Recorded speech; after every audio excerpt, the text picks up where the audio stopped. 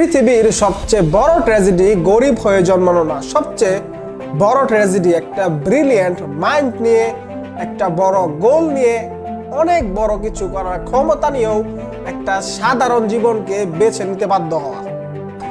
কত মানুষ আছে যারা চাইলে তার লাইফটাকে চেঞ্জ করতে পারতো, তার ফ্যামিলির অবস্থাটাকে চেঞ্জ করতে পারতো এবং সমাজে অনেক নাম করতে পারতো, কিন্তু তারা একটা জিনিসের কারণে হেরে গেছে, সেটা হচ্ছে অলসতা।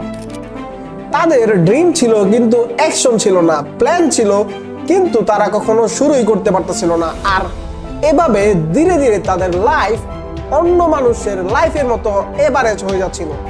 আপনারও কি এমন মনে হয় কোনো একটা কাজ শুরু করার সময় আপনার মাথা ঝিমঝিম করা শুরু করে, আপনার বারবার একই চিন্তা আসে, আজকে না করি কাল থেকে শুরু করি? কিন্তু আপনি যখন ফোন হাতে নেন, আপনার ক্লান্তি দূর হয়ে যায়, স্ক্রল করতে ভালো লাগে, একটার পর একটা ভিডিও দেখতে আপনার কোনো সমস্যা হয় না, ঘন্টার পর ঘন্টা কেটে যায়, তাও আপনার ক্লান্তি আসে না। আপনি একবার চিন্তা করে দেখছেন এই সব কাজের সময় আপনার ব্রেনে এনার্জি কোথা থেকে আসে? আর যখন আপনি দরকারি কাজ করতে চান, আপনার ব্রেনের এনার্জি কেন ডাউন হয়ে যায়? সমস্যা কি আসলে আমাদের ইচ্ছা শক্তির, নাকি আমাদের ব্রেনের ভিতর এমন কিছু চলতেছে যার কারণে আমরা এই এভারেজ লাইফস্টাইল থেকে বের হতে পারি না? আর আজকের ভিডিওতে আমরা এই সকল বিষয়গুলাই খুলে বলবো। কেন অলসতা আসে, আপনি জানার পরও কেন এটা থেকে বের হতে পারেন না, আর সব থেকে মোস্ট ইম্পর্টেন্ট বিষয় হচ্ছে কেন পৃথিবীর খুব অল্প পরিমাণ মানুষ এই ট্র্যাপ থেকে বের হতে পারে। অলসতা শুধু ইচ্ছা শক্তির সমস্যা না, এইটা এমন একটা সমস্যা যা আপনার পুরো লাইফটাকে শেষ করে দিতে পারে। কত অপরচুনিটি এই অলসতার কারণে চলে যায়, কত স্কিল ডেভেলপ করার কথা থাকে কিন্তু কখনো ওই স্কিলগুলা নিয়ে কাজ করার সুযোগই হয়ে ওঠে না। কত প্ল্যান আপনার মাথায় পড়ে থাকে কিন্তু কখনো সেই প্ল্যানটাকে ইমপ্লিমেন্ট করাই কখনোই হয় না। সবচেয়ে খারাপ ব্যাপার হলো মানুষ একদিনে ব্যর্থ হয় না, প্রতিদিন একটু একটু করে সে ব্যর্থ হয়। আজকে না কালকে করব, এভাবে প্রতিনিয়ত সেম কথা বলতে বলতে আপনার বড় স্বপ্ন একসময় ছোট হয়ে যায়। আর তখন মানুষ ভাবে আমি নিজেই সমস্যা, আমি একজন অলস মানুষ। কিন্তু বেশিরভাগ মানুষই অলস না, প্রত্যেকটা মানুষ একটা রং সিস্টেমের মধ্যে আটকে আছে। তাই আপনারও যদি এমন হয় অনেক কিছু করতে গেলে আপনার অলসতা শুরু হয়ে যায়, তাহলে আপনি মনে রাখবেন এটা শুধু আপনার একার সমস্যা না, এটা হাজার হাজার মানুষের সাথে ঘটে যাচ্ছে। তাই অলসতা একটা ডেঞ্জারাস প্রবলেম, কারণ হচ্ছে অলসতা শুধু আপনার টাইমটাকে ওয়েস্ট করে না, আপনার যে গোল সে গোল পর্যন্ত আপনাকে যেতে দেয় না। এখন একটা শকিং কথা শুনেন, আপনি ভাবেন আপনি নিজে অলস, কিন্তু আপনি অলস না, আপনার ব্রেন আপনাকে প্রতিনিয়ত ফিল করায় আপনি অলস।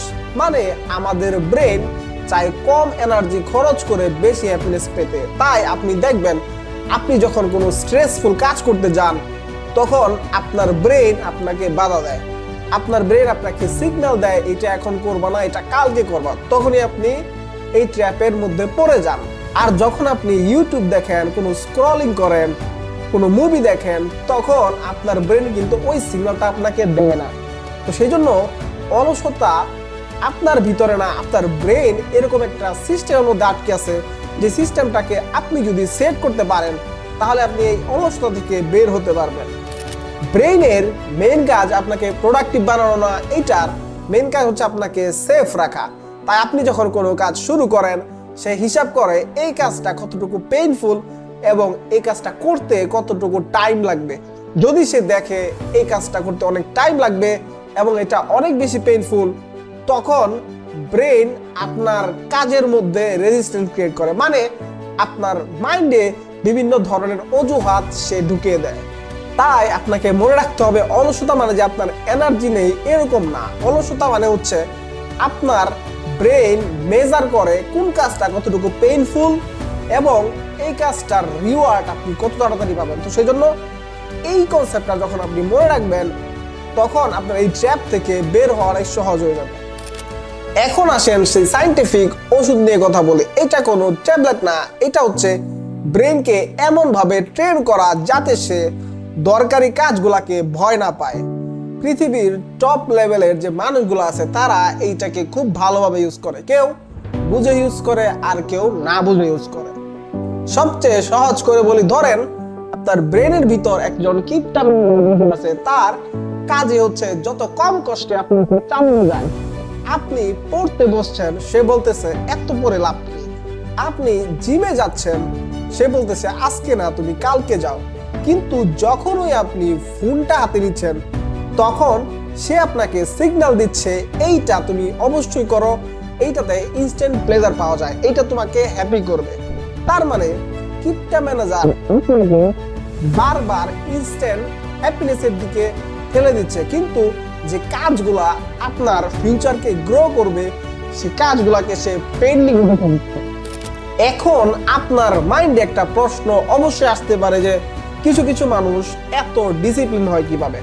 কারণ তারা মোটিভেশনের আশায় বসে থাকে না, তারা একটা সিস্টেম বানায়, তারা কাজটাকে ইজি করে, তারা শুরু করার যে ব্যারিয়ারটা সেটাকে ভেঙে দেয়, তারা সিস্টেমটাকে এমন ভাবে সাজায় যাতে ব্রেন অজুহাত দেওয়ার সময়ই পায় না, বা ব্রেন অজুহাত দেওয়ার যে স্কোপটা সেটাই পায় না। তাই 0.1% মানুষরা অন্যরকম, তারা ব্রেনের বিরুদ্ধে ফাইট করে না, তারা ব্রেইনটাকে এমন ভাবে ডেভেলপ করে যাতে ব্রেন তার পক্ষে কাজ করে। এখন আসল কথা, এই অলসতার মেইন মেডিসিনটা আসলে কি?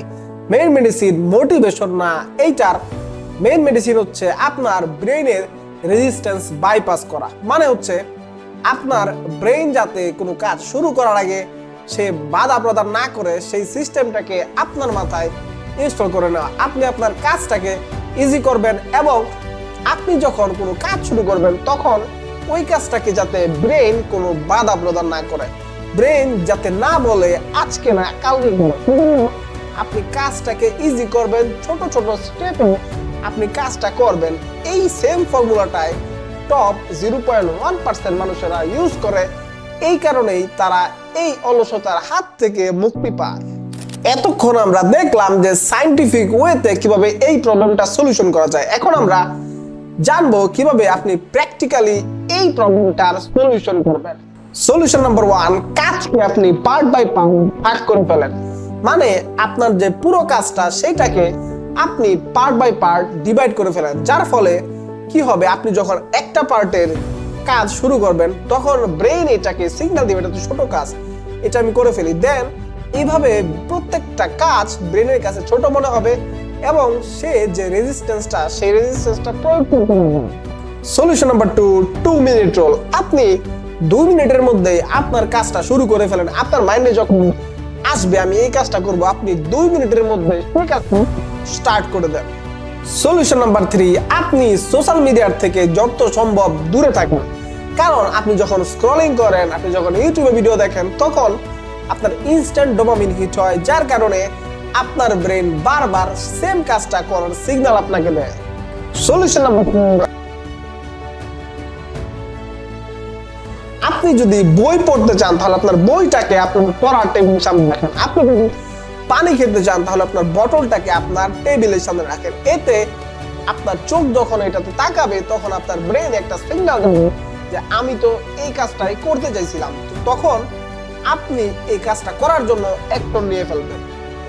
স্টেপ নাম্বার 5, আপনার এনভায়রনমেন্ট ঠিক করেন। ধরেন আপনি পড়তে বসছেন, তখন আপনি কি করতেছেন, আপনি বই নিয়ে বিছানায় চলে যাচ্ছেন। এইটা না করে আপনি প্রোডাক্টিভ ওয়েতে ডেস্কে বসে পড়াশোনা করেন, তাহলে দেখবেন আপনার ব্রেন আর আপনাকে রেজিস্ট্যান্স প্রোভাইড করবে না।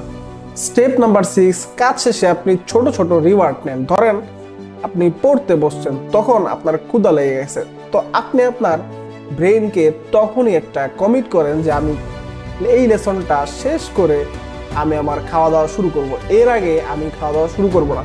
সেক্ষেত্রে আপনার ব্রেন কি করবে, সেই কাজটাকে অর্থাৎ আপনি যে পড়তেছিলেন সেই কাজটাকে আরো বেশি ফোকাসের সাথে শেষ করবে।